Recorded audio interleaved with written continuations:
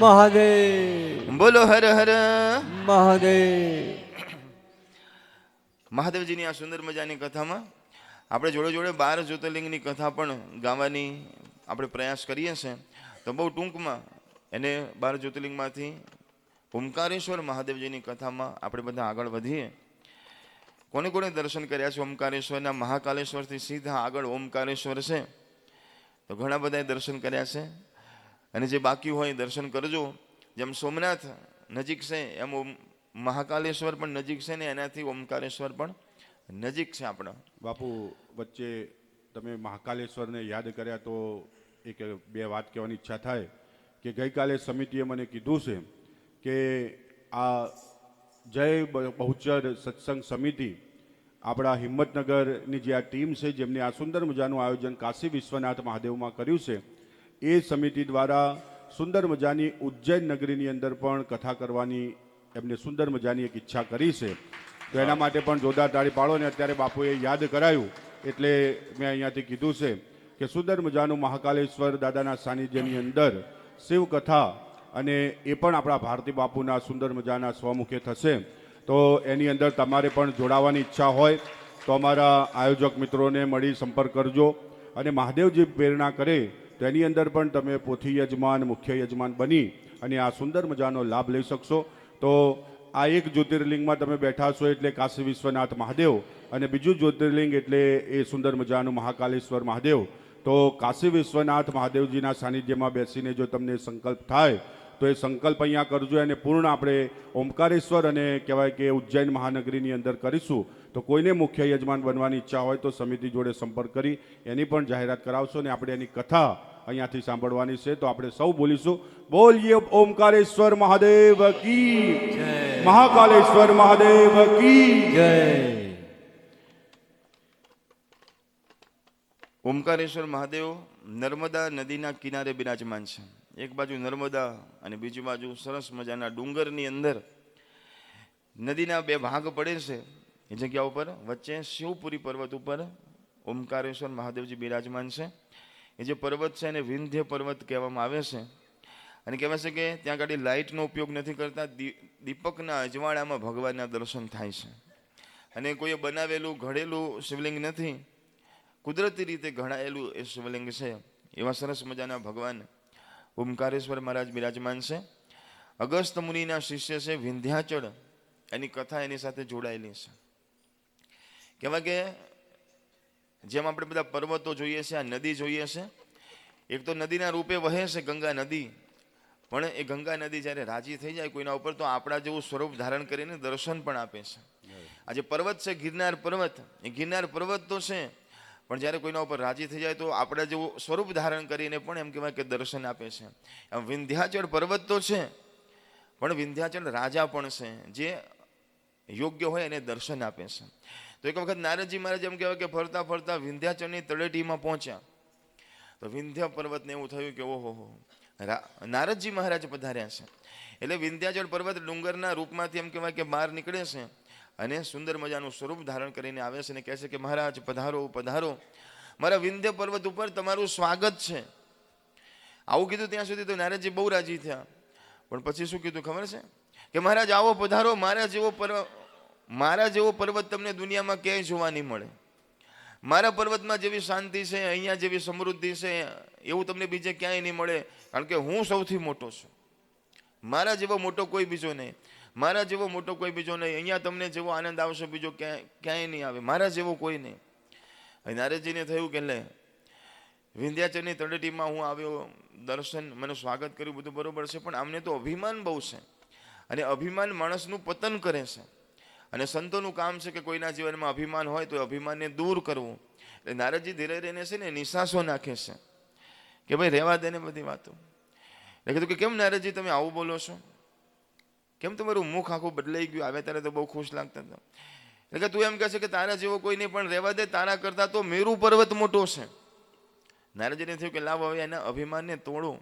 એટલે શું કહે છે, તારા કરતાં તો મેરુ પર્વત મોટો છે, મેરુ પર્વત ઊંચો છે, અને આ તો હું ખાલી ભૂલથી આ બાજુ આવી ગયો. નહીંતર હું જ્યારે હોય ને ત્યારે મેરુ પર્વતમાં જ જાઉં છું. ત્યાં જેવો આનંદ આવે છે, ત્યાં જેવી મજા આવે છે એવી બીજી ક્યાંય આવતી નથી. બધા સંતોને મેરુ પર્વત બહુ ગમે છે. મેરુ પર્વતની વાતો કરતા હોઈએ છીએ અમે, અને રાહ જોતા હોઈએ છીએ કે ક્યારે મેરુ પર્વત પાસે જઈએ, સાધના કરીએ. તો વિંધ્યાચળ વિચાર કરવા લાગ્યા કે ઓહો, મારા કરતા મેરુ પર્વત મોટો, અને તમને બધાને એ વધારે વાલો છે, તો એ શેના માટે વાલો છે? ત્યારે નારદજી મહારાજે કીધું કે મેરુ પર્વત છે ને મહાદેવજીનો ભક્ત છે, મહાદેવજીનો સાધક છે, મહાદેવજીનો આરાધક છે, એટલા માટે મેરુ પર્વત બહુ ગમે છે. ને મોટો એટલા માટે છે કારણ કે મહાદેવજી એના ઉપર કૃપા કરી છે. તો વિંધ્યાચળના મનમાં પણ થયું કે જો મેરુ પર્વત મોટો હોય તો મારે એના કરતાં મોટું બનવું છે, અને દુનિયામાં કોઈના કરતાં મોટું બનવું હોય તો શું કરવું પડે? એક તો જે મોટો હોય એને જેવી મહેનત કરી છે એવી મહેનત કરવી પડે, હે ને?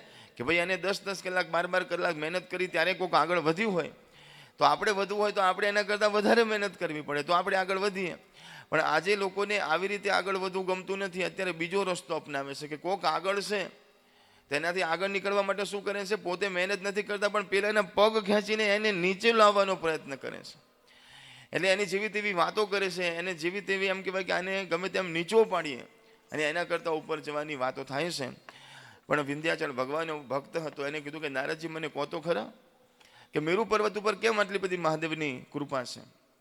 ત્યારે બહુ શાંતિથી કીધું કે મેરુ પર્વત મહાદેવજીની આરાધના કરે છે, સાધના કરે છે, અને અનુષ્ઠાનો કર્યા છે, અને એવા અનુષ્ઠાન કર્યા કે મહાદેવજી રાજી થયા, એટલા માટે મોટો છે.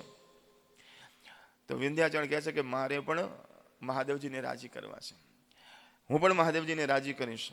નારદજી મહારાજ જાય છે, પછી વિંધ્યાચળ બેઠો બેઠો વિચાર કરે કે શું કરું? તો કહે છે કે ઓમ પર્વત ઉપર જાય છે, અને ઓમ પર્વત ઉપર બિરાજમાન થઈ ઓમકારની સાધના કરે છે. કહેવાય કે ઓમ શબ્દ એ જ મહાદેવજી છે. સંસારની અંદર સૌથી પહેલો કોઈ શબ્દ નીકળ્યો હોય તો એ ઓમકાર છે, અને બ્રહ્માંડમાં સ્પેસમાં આજે પણ ઓમના નાદ થાય છે. તમે પણ તમારા ઘરમાં એકદમ શાંતિથી બેસીને 2 કાન બંધ કરો ને, તો આપણા અંદર બોડીમાં, આપણા અંદર શરીરમાં પણ એક નાદ, જેને અનહદ નાદ કહેવાય છે, બીજું કોઈ નહીં, એ ઓમકારનો નાદ છે. અને જેને પોતાના શરીરની અંદર જે ભ્રમણ કરે છે ઓમ નાદ, એકવાર જેને સંભળાઈ જાય, એનો અનુભવ થઈ જાય, કહેવાય કે એને પછી બીજું કંઈ સાંભળવું ગમતું નથી. આ સંતો કંઈ ખાતા નથી, કંઈ પીતા નથી, ને ગુફાઓમાં શું કામ બેસી રહે છે? એને શું મળે છે? ઘણા તો આપણે ખબર છે ને, આપણી તો પરંપરા છે કે રાજા મહારાજાઓ અમુક ઉંમર પછી બધું રાજપાટ છોડીને જતા રહેતા હતા. ક્યાં જતા હતા? જંગલોમાં જતા હતા, પહાડોમાં જતા હતા, અને ત્યાં જઈને સાધના કરતા હતા.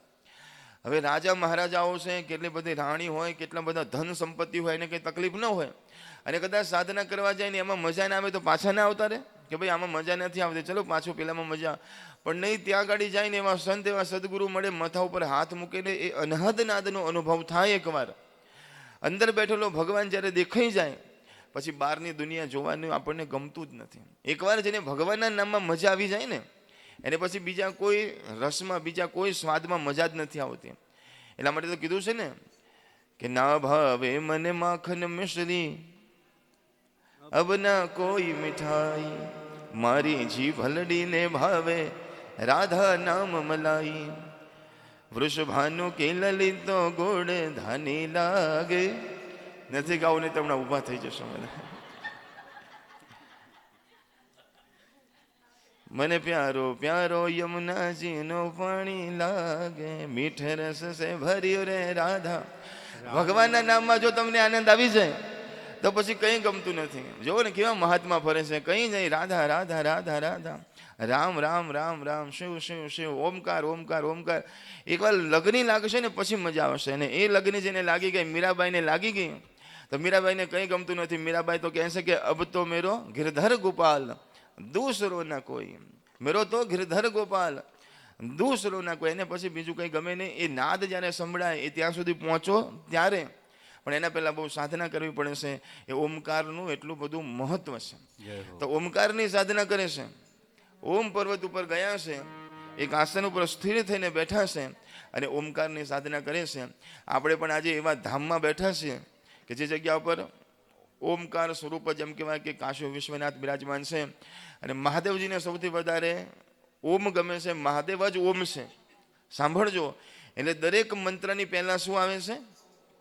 જેમાં ઓમ ન લાગે એને મંત્ર ન કહેવાય. તમે ખાલી નમઃ શિવાય બોલો તો મહાદેવનું નામ થયું, નમઃ શિવાય નમઃ શિવાય. પણ ઓમ લાગે એટલે મંત્ર થઈ જાય. એટલે ભગવાન કૃષ્ણને પણ રાજી કરવા હોય તો શું બોલવું પડે? ઓમ નમો ભગવતે વાસુદેવાય. જો ઓમ ન લગાવો તો મંત્ર નથી. માટે કોઈ પણ દેવતાની પૂજા કરો, આરાધના કરો તો શિવજીને પહેલાં રાખવા પડે છે, અને એ ન હોય ત્યાં સુધી સાધના તમારી અધૂરી છે. અને જે પણ મહાદેવની ભક્તિ કરે છે, તમે કનૈયાના ભક્ત છો, પણ તમે મહાદેવની ભક્તિ કરો ને તો તમે કનૈયાની વધારે નજીક જાઓ. મહાદેવજીનું કામ છે ધક્કો મારવાનો. તમે માતાજીના ભક્ત હો ને મહાદેવના ચરણમાં આવો એટલે મહાદેવજી તમને ધક્કો મારે, તમે સીધા માતાજીના ચરણમાં. મહાદેવનું કામ છે. એની સરસ મજાની કથા હું તમને કાલે કહીશ, કારણ કે આજે સમય નથી. કહેવાય કે ઓમકારની સાધના કરવા માટે વિંધ્યાચળ મહારાજ બેઠા છે અને એવી સાધના કરે છે, એવી સાધના કરે છે. આપણે પણ થોડી વાર માટે વિચાર કરવાનો છે ને આપણે પણ એ સાધનામાં લીન બનવાનું છે. તો બધાએ આંખો બંધ કરીને એવું માનવાનું છે કે આપણે બધા પણ બહુ મોટા ઊંચા પહાડ ઉપર બેઠા છીએ અને આપણે બધા પણ ઓમકારનો નાદ કરવાનો છે, બધા પ્રેમથી અને ભાવથી. હરિ ઓમ હરિ ઓમ હરિ ઓમ હરિ ઓમ હરિ ઓમ હરિ ઓમ હરિ ઓમ હરિ ઓમ. સંતો કહે છે કે જે ઓમકારનો નાદ કરે ને તો એનામાં વૈરાગ્ય જાગે છે. પછી સંસારમાં એને એમ કહેવાય કે ગમતું નથી, વૈરાગી બની જાય છે. માટે સાધુ સંતો વધારે ઓમકારનો જપ કરે છે, પણ જે સંસારી છે એને કીધું કે તમારે ઓમકારનો જપ કરવો હોય તો એકલો ઓમકારનો જપ નહીં કરવાનો. તમારે આગળ શું બોલવાનું? હરિ ઓમ હરિ ઓમ હરિ ઓમ હરિ ઓમ હરિ ઓમ હરિ ઓમ હરિ ઓમ હરિ ઓમ. મધુર મધુર નામ હરિ હરિ ઓમ મધુર મધુર નામ હરિ હરિ ઓમ પાવન પાવન નામ હરિ હરિ ઓમ પાવન પાવન નામ હરિ હરિ ઓમ દિલો કા દુલારા નામ હરિ હરિ ઓમ દિલો કા દુલારા નામ હરિ હરિ ઓમ હરિ ઓમ હરિ ઓમ હરિ ઓમ હરિ ઓમ હરિ ઓમ હરિ ઓમ હરિ ઓમ હરિ ઓમ. ભગવાનના નામમાં મસ્ત બનવાનું છે, મનથી ભગવાનનું નામ લેવાનું છે, આંખો બંધ કરવાની છે. આપણી આજુબાજુમાં બીજું કોઈ નથી. દેવાધિદેવ શ્રી મહાદેવજી આપણી સમક્ષ બિરાજમાન છે. ડુંગરના સ્વરૂપમાં મહાદેવજી બિરાજમાન છે. મહાદેવજીના દર્શન કરવાના છે. ભીતરથી હે મહાદેવ અમે તમારા ખોળામાં બિરાજમાન થયા છે, તમારા સ્થાનમાં આવ્યા છે. હે કાશી વિશ્વનાથ મહાદેવ, તારી ભક્તિ નથી કરી, તારી આરાધના નથી કરી, તારી સાધના નથી કરી, પણ હે મહાદેવ તે તમારા કાશીમાં અમને બિરાજમાન કર્યા છે, બોલાવ્યા છે. વગર કારણના તમે અમારા ઉપર પ્રસન્ન થયા છો. આવા ને આવા રાજી હંમેશા રહેજો. અમે બધા દુનિયામાં માયામાં ભૂલા પડેલા છે. દિવસ રાત એમ કહેવાય કે મારું તારું કરવામાં તમારા નામ લીધા નથી ને ઘણી બધી ઉંમર અમારી વહી ગઈ છે.